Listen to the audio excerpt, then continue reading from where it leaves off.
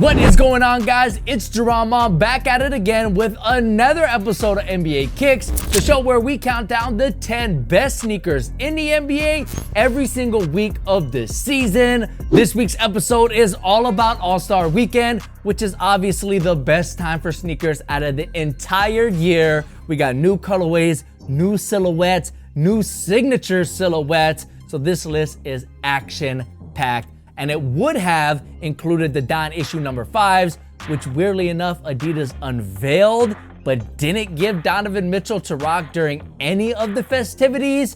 What? I have no idea what that's all about. They definitely would have had a spot on this list, but before we get this episode started, I want to ask you guys what your favorite All-Star sneaker of all time is. For me personally, it's gotta be these KD4s. These released back in 2012 with like a Galaxy theme pack since the All-Star Weekend was in Orlando. And these just look like something an astronaut would wear. You have the silver upper, Galaxy print on the inner lining, a huge 3M reflective strap, which is easily my favorite part about the sneaker. And then of course, you can't forget about that glow in the dark outsole. The KD4 Galaxies are easily my favorite All-Star sneaker of all time. Let me know what yours is in the comment section below and enjoy this week's episode of NBA Kicks.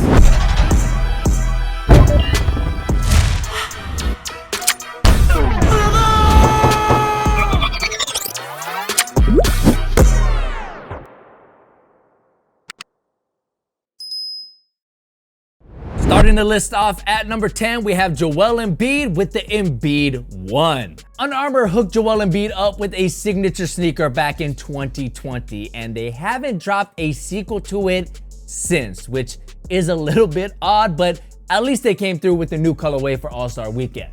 This colorway uses a variety of colors alongside a trippy, psychedelic-like graphic on the heel, which may be a custom job and not from Under Armour directly, but Under Armour did add that AU tag on the heel tab, which is the periodic symbol for gold. And while I don't see any gold on this sneaker, that's okay. At least Embiid or his team showed the effort here and tried to come out with something unique for All-Star Weekend, which is something I can't say for a lot of other guys and brands. But seriously, are we ever going to see an Embiid 2? I mean, Joel is always in the MVP conversation, and you would think that Under Armour would keep releasing sneakers, but I guess they're not. Next up at number 9, we have Damian Lillard with the Dame 8. Damian Lillard had a successful weekend. First, he won the three-point contest. Then he dropped 26 points in the All-Star game, including the game winner, which had to feel pretty good since he is kind of a hometown hero in Utah, since he went to school there not too far from Salt Lake City, and he even rocked a Weber State colorway of the Dame Certifieds during that three-point contest. As for his kicks during the All-Star game, Dame rocked a two-tone colorway of his 8 signature model, which not only looked bright and vibrant on their own, but perfectly went with Team Giannis's jerseys for a look that just feels right. Dame might have had the most complete look out of the entire All-Star Weekend, and that is way more than enough to earn a spot on this list. Next up at number 8, we have LeBron James with the LeBron 20. So Nike did unveil an official All-Star colorway of the LeBron 20, but LeBron didn't rock that colorway, so I guess these are the real All-Star LeBron 20s? The colorway that Nike dropped for All-Star Weekend used a blue and light pink color scheme, which looked pretty nice, but LeBron decided to rock these yellow and green joints, which do kind of give me small Arnold Palmer vibes, but overall, I really like this look on the 20s, especially with that new reverse swoosh design, which for some reason, to my eye, makes the LeBron 20s look a lot lower than they do with the regular swoosh. Personally, I actually think I like the blue ones a little bit better than the yellow colorway, but I'd be really happy with either one. So let me know which colorway you guys like better so we can definitively declare one of these two colorways the official All-Star LeBron 20s. Coming in at number 7, we have Paolo Banchero with the Air Jordan 37 Low. It was a huge week for Jordan Brand, as their presence during this year's All-Star Weekend was substantial. We'll talk more about that later, but for now, let's talk about these 37 lows, which come through with some old school love. The original Bordeaux Jordan 7s are one of the most beloved Air Jordan colorways of all time, and with the 37s being inspired by the 7s, it's only right that Jordan Brand copy and pasted that colorway onto their latest silhouette. Now, Paulo did rock a more vibrant purple colorway last weekend as well, and while I do dig that color scheme, I just have to give the spot to the classics here, as the Bordeaux color scheme goes also well on any silhouette, but especially on these 37s. But don't worry, we are definitely going to talk about that one Jordan Brand silhouette in just a little bit. Next up at number 6, we have Luca Doncic with the Luca 1. Now again, Jordan Brand had the biggest presence during this year's All-Star Weekend, as they came through with new models and new colorways of their existing models, like this pair of Luca 1s. Using a clean white, orange, and black color scheme, this colorway uses what looks like that classic safari graphic on the upper, which would make sense with this color scheme, but as a standalone colorway on its own, it's actually a really clean look. This colorway is actually available right now, so if you've been circling the Luca 1 but been waiting for the right colorway, these just might be the pair to add to your collection. But whatever you think about these, they're now officially the 6th best sneaker during the 2023 All-Star Weekend. I do quickly want to apologize for anyone who caught me on the official NBA Twitch page during the All-Star game. I said Luca Doncic was going to win the All-Star game MVP, and well, that just was not the right pick. Next up at number 5, we have Shea Gilgeous-Alexander with the Converse Prototype CX. Converse keeps things rolling with a new colorway of what I think is the most unique silhouette of the entire season. Now, this colorway actually reminds me a lot of the Blitz Blue Kobe 8s, which are one of the most underrated Kobe colorways of all time. And as you can see, the color scheme works well on the Prototype CXs, but Converse adds their own flair with an electric pattern on the upper, alongside a beautiful yellow and orange gradient logo. But what really makes this colorway work is the hot and cold color scheme. It's a tried and true formula, and the multiple shades of blue add layers and depth to an already extremely creative silhouette. But what I've been wondering is, with Shea now being a top 10 player in the league and an all-star obviously, will Converse give him a signature sneaker? Because look, Shea is a guard. Guards sell a lot of shoes, but I really don't know if Converse is ready to go in that direction yet. It's been a real long time since Converse has had a signature athlete.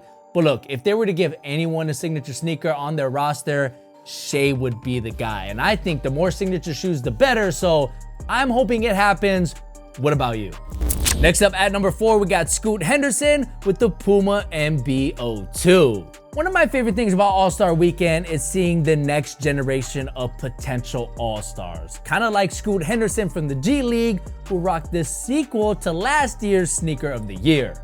This time around, Puma gets a little more creative with the color scheme for the Rick and Morty 2s, with a pink, green, and purple color palette, with the same two-tone look that its predecessors had, but again, the color scheme is more unique, which helps Puma stand out with their own look.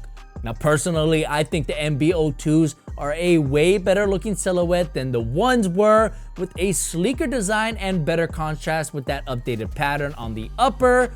But I know a lot of you are going to say that they missed the classic red and crimson color scheme. Personally, I think the Kobe's did it better, so I'm glad Puma is trying their own thing here. Next up at number 3, we have Ja Morant with the Ja 1. Alright, so this is where things really start to heat up. This colorway of the Ja 1 might just be the most audacious all-star sneaker ever. This colorway is called the Midnights, and they're inspired by Ja's around-the-clock commitment to improving his game, as well as the late nights he spent with his father training while the competition was asleep.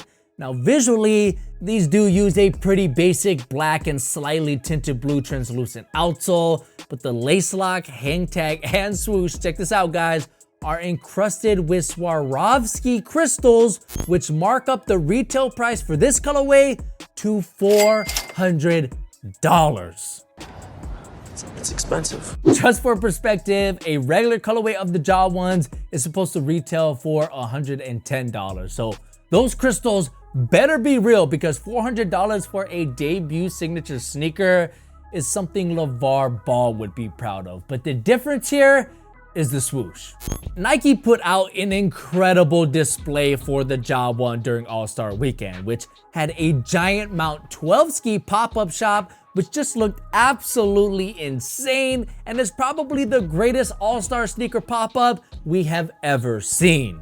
But look, despite their ridiculous price, this colorway is still hella clean, and I'm not saying I would spend $400 on a pair of kicks like this, but they are pretty dope. Coming up as our runner-up, we have Kyrie Irving with moccasins? Let's not beat around the bush here. We all know Kyrie Irving's situation with Nike is weird, to say the least. After Nike and Kyrie parted ways, Kyrie is still rocking sneakers from his signature line, but he's been deliberately covering up the swoosh with messages that are important to him. But the pair that he switched into in the middle of the All-Star game on Sunday night is nothing short of incredible. If you don't know by now, Kyrie is part Native American from his mom's side, and obviously this custom job is inspired by Native American moccasins with traditional fabrics and beads, which create one of the most unique looks on a sneaker that I have seen in a very long time. Seriously guys, moccasins on the court during an actual NBA game, that is just crazy. I love everything about this sneaker. It's super creative. It looks incredible. And look, I would have never guessed that I would see something like this in a million years, but here we are. So I guess KG was right. Anything's possible!